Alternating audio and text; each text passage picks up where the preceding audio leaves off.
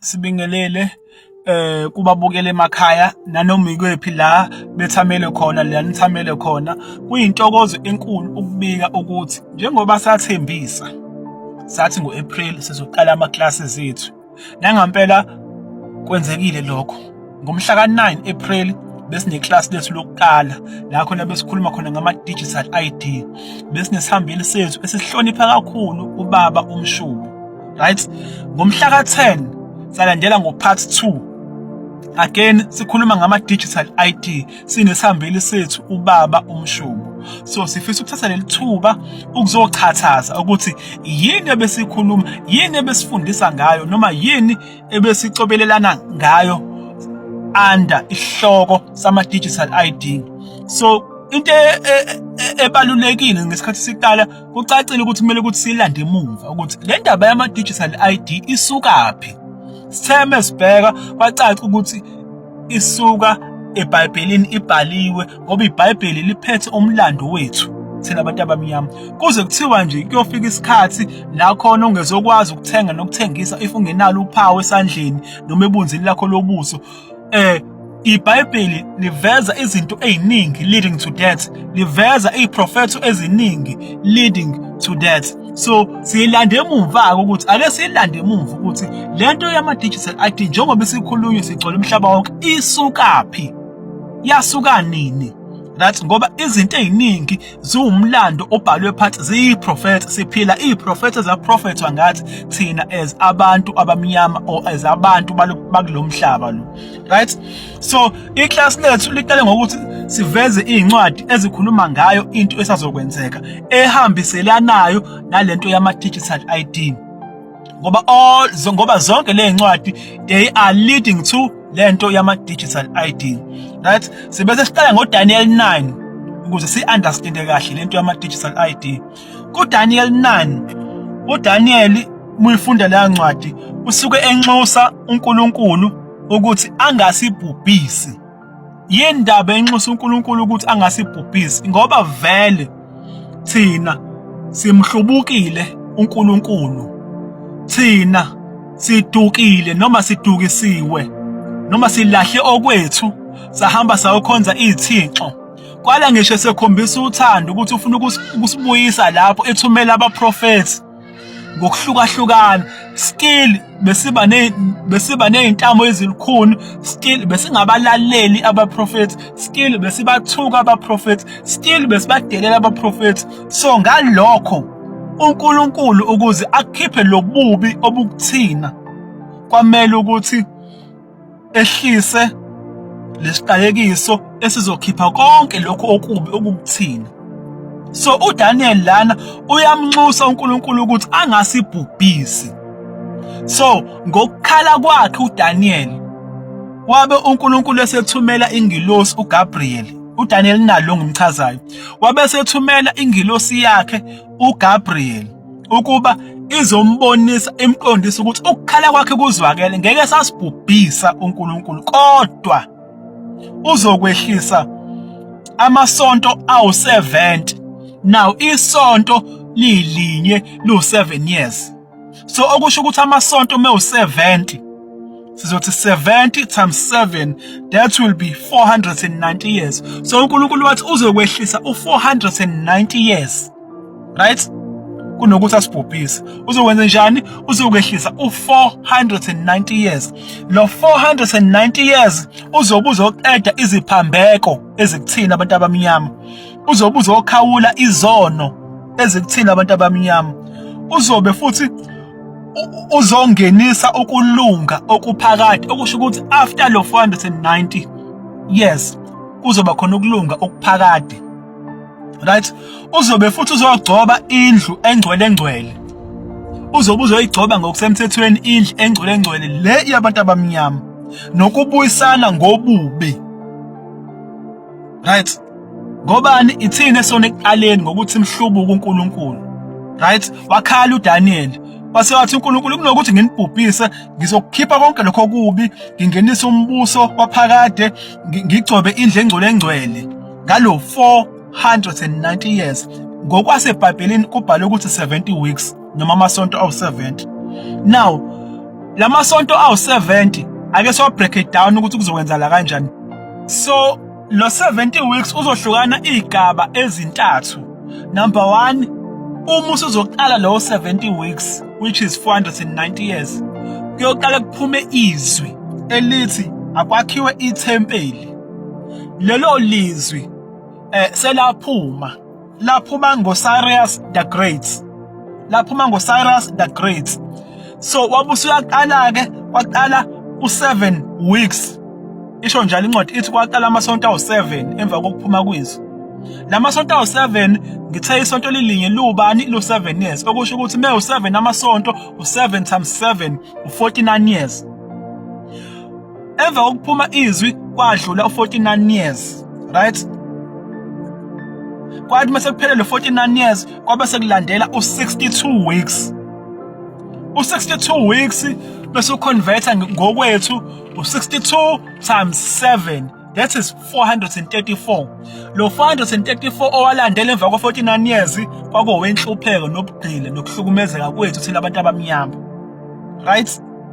Kuthe mase kuphelile lo 62 weeks 434 kwabe sekulandela isonto lokugcina elenza lamasonto abe ubani abe u70. Amasonto awu7 plus amasonto awu62 plus isonto elilodwa, that's 70 weeks. Amasonto awu70, right? Kwabe sekudlula amasonto awu63, amasonto awu62 enhlupheko kwabe sekusala isonto elilodwa. Ngithe isonto elilodwa lubani lu7 years. Isonto ledwa elokuqinisa isivumelwano. Elokuqinisa isivumelwano phakathi kwabacindezeli bethu, right? Ngoba bazohlangana babe munye abacindezeli bethu, right? Leli sonto ke lodwa sekulona njengamanje. Liqale nini? Liqale last year ngo-October. La khona uJared Kushner enza isivumelwano ukuthi akube khona ingxoxo ze-peace. Liqale lapho lelo sonto which is 7 years. Okusho ukuthi kahle kahle iminyaka esele u7 kahle kahle noma 6.5 kodwa u7 ngoba iqale last year ngo-October. Kule minyaka u7 esele kuza indlala. Njengoba seniqala nibona kuqala izimpi, vela amahemheme ezimpi. Kuza indlala for 3.5 years. Kule minyaka u7 kuza nempi. Iyeza impi. Khona la izwe lethu thina abantu abamnyama. Iground lempi nje lizobe lila eSouth Africa. Right? So le minyaka siyonke iyona ke le yesivumelwano eswele phezulu kwethu ukuthi sizokhipha okubi, sizolungisa indlu engcwele. Right? So sabe sesiqhubeka ke saya kwenye incwadi futhi ekhuluma ngayo lento ezayo because yonke into engikhulumayo is leading to ama digital ID. Sabe sesiya kuDaniel 2. KuDaniel 2 besikhuluma incwadi ichaza iphupho lemibuso ezayo. Nombuso kaNkuluNkulu ozoyichitha yonke lemibuso. Wona umbuso kaNkuluNkulu ume kuze kube phakade. Ukhumbule ngikhulume ngo70 weeks. Ngathi kuyoqala kuphume izwi. Right? Bese kudlula amasonto awu7. Amasonto awu7 ubani 49 years. Emva ko49 years bese kulandela amasonto awu62. Amasonto awu62 u434 years wenhlupheko. La khona besiba igcila khona sihlukunyezwa yonke le nto leyo. Emva kwalapho bese kuza isonto lesivumelwano ilona leli sekulona njengamanje. Right? So uDaniel 2 uyachaza la uthi kunembuso ezayo. Eminye yalo mbuso sesidlulile ke kuyona. Eminye yalo mbuso sesidlulile kuyona. Ezayo, right? Kodwa leyo mbuso eyobe isicindezela uNkulunkulu uzoyichitha yonke. Right? Imephi lo mbuso na? Incwadi ifika ikhulume ngokuthi kuzovela umbuso ofaniswa negolide. Bese kuyahamba kuvela umbuso ofana nesiliva. Bese kuyahamba kuvele umbuso ofana nebronze. Bese kuyahamba kuvele umbuso ofana nensimbi. Insimbi ezobe ilokhu ibhizi ixubana nodaka. Right? Incwadi nje uyifunda nje lezi zinto engisho uzozibona khona. right? Lo mbuso ofana negolide umbuso waseBhabhulona okwakuwumbuso wesicindezelo. Sesadlula-ke kuwona. Kwalandela umbuso wesiliva. Umbuso wesiliva kwakuwumbuso weMedi Persia. Nawo wafika wacindezela thina abantu abamnyama. Sesadlula kuwona. Kwabe sekulandela umbuso wama-Greeks. Umbuso wani loyo weBronze ngokwencwadi. Sesadlula nawo kuwona. Kwabe sekulandela umbuso wensimbi. Lo mbuso wensimbi usakhona-ke namanje umbuso weRome. Lo mbuso wensimbi kuthiwa wabe usuxubana nodaka, right? Wakha ubudlelwane namanye amazwe. Kahle kahle umbuso wakephi waseRome. Ngampela umbuso waseRome unobudlelwane namanye amazwe. Lamazwe awu7 abizwa ngokuthi iG7. If sithi G7 that is iUSA, Germany, Italy, Canada, Japan, British and France. So iRome ihlangene nalamazwe ukuqinisa umbuso. Umbuso wabo uyinsimbi. Umbuso wabo uqinile. Right? Futhi akuzophela lapho kuphela. Incwadi yaqhubeka ichaza ngalombuso ithi babe sebehlangana namanye amazwe noma neminye umbuso futhi ewu3. Le mbuso ewu3 isazongena ihlangane nani neRome neG7.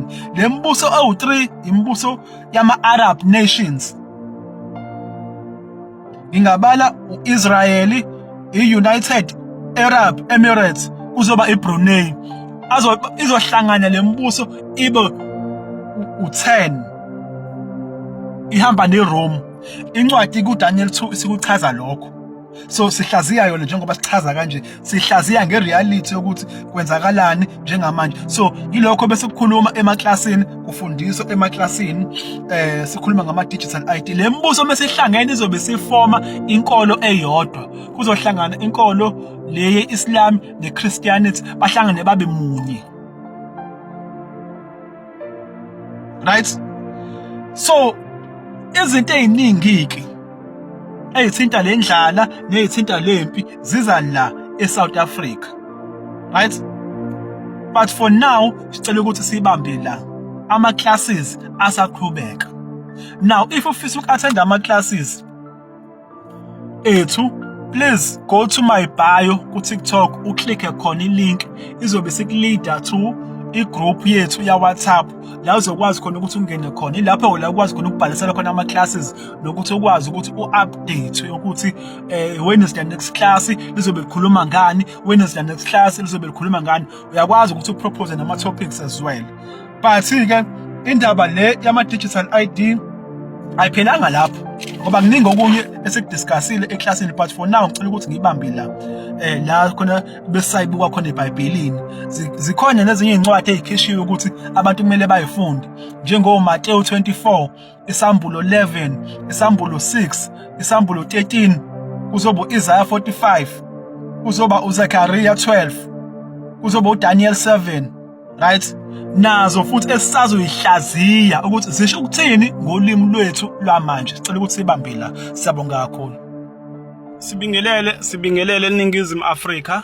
Kuyintokozo kumina ukuba ngenithulele ukuthi ngoApril ayaqala ama classes esathembisa ngawo ukuthi sizowenza ama classes angaphansi kwesintu, la sobe sifundisa khona ngesintu, silethe nosolwazi abazicobelela ngolwazi ngaphansi kwesintu.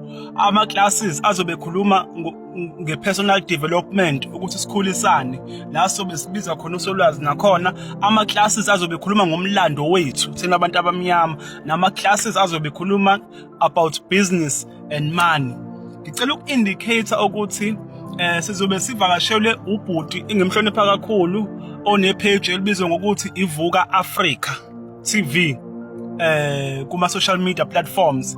Ubhuti Muzi Duma uzobe esihambeli sethu kwenye yama topic esiyidingida ngaphansi kwe-personal development, ngaphansi komlando wethu thina abantu abamnyama, nangaphansi kwesintu in general. Ama categories angena ngaphansi kwawo, but itopic esizobe sikhuluma ngayo, sizobe sikhuluma ngetopic yobungozi bokudla noma okuhle ngokudla because siyadla nje sike sitshela ukuthi konke ku-right yabo ngoba kuzwakala ku-right emzimbeni yethu kanti mhlawumbe kungenzeka ukuthi khona ubungozi noma abukho konke lokho sokudiscussa ku-topic la sebeziveza khona ubungozi ngokudla ngabe khona ubungozi obukhona emzimbeni yethu ngabe khona ubungozi obukhona even spiritually siyongena nje deep endabeni yokudla ngoba indaba ejule kakhulu siyabonga kakhulu.